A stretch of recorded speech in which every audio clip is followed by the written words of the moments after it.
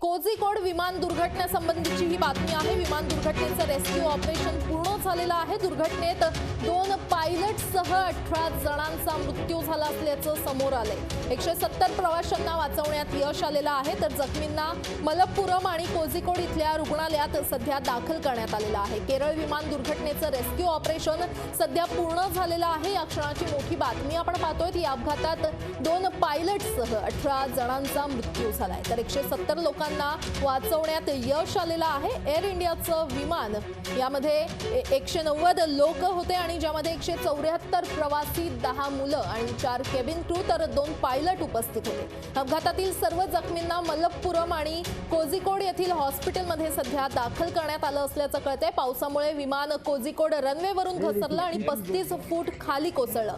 Air इंडियाच्या या विमानाचे 2 तुकडे झाले होते, मात्र आता या दुर्घटनेमध्ये 2 पायलटसह 18 जणांचा मृत्यू झाला असल्याचं कळतंय। या क्षणाची मोठी बातमी आपण पाहतोय। विमान दुर्घटनेचं रेस्क्यू ऑपरेशन सध्या पूर्ण झालेलं आहे। दुर्घटनेमध्ये 2 पायलटसह 18 जणांचा मृत्यू झाला असल्याचं समोर येतं। 170 प्रवाशांना सध्या वाचवण्यात यश आलेलं आहे। केरळची ही दृश्य आपण पाहतोय। एअर इंडिया विमानाचे 2 तुकडे झाले होते। हॉस्पिटलमध्ये सध्या रुग्णांना दाखल करण्यात आलेलं आहे आणि पावसामुळे विमान हे खाली घसरून दरीत कोसळलं होतं।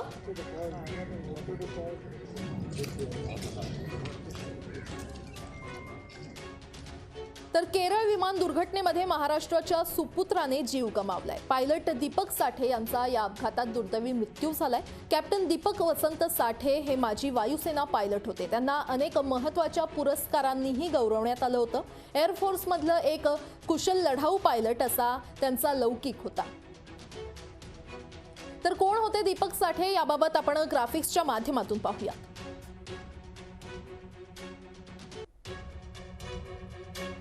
दीपक साठे यांची कुशल लढाऊ वैमानिक अशी ओळख होती। 15 वर्षांपासून ते एअर इंडियामध्ये वैमानिक म्हणून काम करत होते। पुण्याच्या NDM मधून त्यांनी प्रशिक्षण घेतलं होतं। 1981 साली वैमानिक म्हणून ते हवाई दलात रुजू झाले होते, तर 2003 पर्यंत हवाई दलात लढाऊ वैमानिक म्हणून त्यांनी सेवा बजावलेली आहे। 2003 साली सेवानिवृत्ती घेतल्यानंतर एअर इंडियामध्ये ते रुजू झाले आणि MiG-21 चे माजी वैमानिक म्हणून देखील त्यांनी काम केलेलं आहे। अंबालाच्या 17 स्क्वॉड्रनमध्ये ते तैनात होते।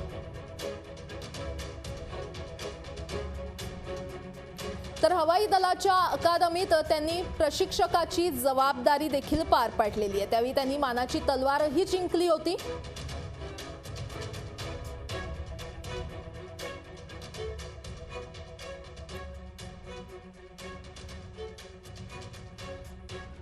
आणि याबाबत अधिक माहिती देण्यासाठी आमचे प्रतिनिधी निवृत्ती बाबर थेट आपल्यासोबत जोडले गेलेले आहेत। निवृत्ती, खरं तर दीपक साठे यांचा काल दुर्दैवी अंत झालेला आहे। आता तुम्ही त्यांच्या घराच्या बाहेर आहात, काय सध्या चित्र आहे? नक्कीच प्राजक्ता, आपण काल संध्याकाळी 8च्या दरम्यान ही केरळमध्ये दुर्घटना घडली। दुर्घटना आपल्याला म्हणावी लागेल आणि जे पायलट होते दीपक साठे यांच्या घराच्या बाहेर मी आता आहे। यांची हे जे पवईमध्ये ते राहत होते आणि त्यांची जी आपण माझ्या मागे बिल्डिंग बघतो ह्या 11व्या मजल्यावरती ते राहत होते। एकंदरीत सकाळच्या सुमारास त्यांची पत्नी जी आहे ते केरळला रवाना झालेले आहेत। एकंदरीत अजूनही कोणतीही माहिती मिळालेली नाही की त्यांचे अंत्यसंस्कार हे मुंबईला होणार आहेत की केरळला होणार आहेत, याच्याबाबत कोणतीही माहिती मिळालेली नाही। आपल्यासोबत त्यांचे काही मित्र आणि काही नातेवाईक आहेत, त्यांच्याशी आपण बातचीत करणार आहोत। सर, क्या बताएंगे? विंग कमांडर अपने थे, आपके फ्रेंड भी थे, उनका कल देहांत हुआ, आपके इस बारे में क्या बताएंगे? विंग कमांडर दीपक साठे हमारे पड़ोस में यहाँ रहते थे।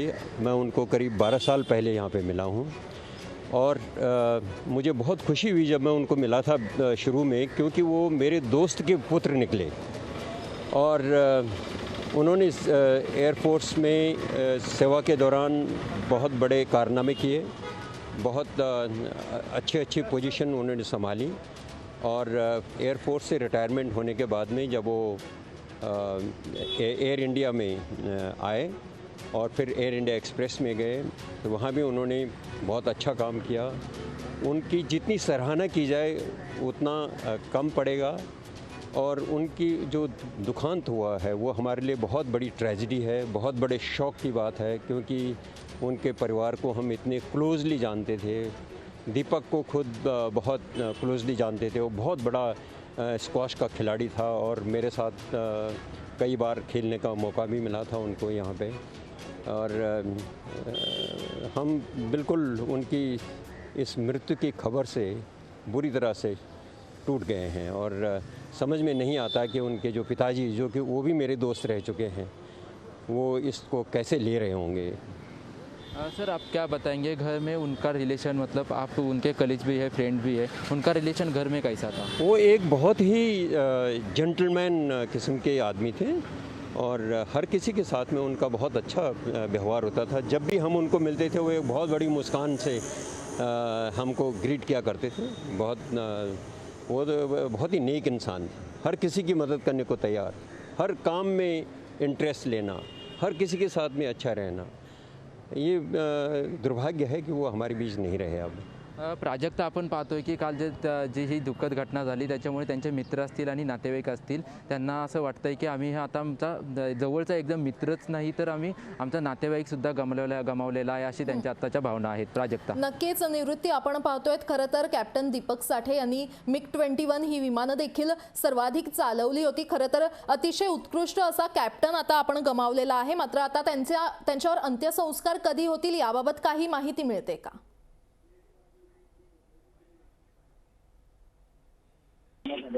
अजून तरी अशी अधिकृत माहिती मिळालेली नाही की त्यांचे अंत्यसंस्कार किती वाजता होतील आणि मुंबईमध्ये होतील की केरळमध्ये होतील, याची अशी अधिकृत माहिती अजूनही मिळाली नाही. ती माहिती लवकरात लवकर मिळणार आहे आपल्याला त्यांच्या काही मित्रांनी सुद्धा सांगितलेलं आहे. त्यामुळे ही माहिती अजून तरी मिळाली नाही. त्यामुळे ही माहिती अजून तरी मिळाली नाही. त्याच्यामुळे अंत्यसंस्कार कोणत्या ठिकाणी होणार आणि किती वाजता बाबत स्पष्टता अजून झालेली नाही. प्राजक्ता, नक्कीच निवृत्ती, धन्यवाद या सविस्तर माहितीसाठी.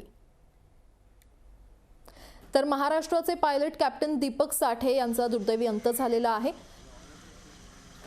आणि केरळसाठी खरं तर ब्लॅक फ्रायडेच म्हणावं लागेल. केरळ विमान दुर्घटनेमधली ही बातमी आपण पाहतोय. तर महाराष्ट्राचे पायलट दीपक साठे यांचा यात दुर्दैवी अंत झालेला आहे. कॅप्टन दीपक साठे हे माजी वायुसेना पायलट होते.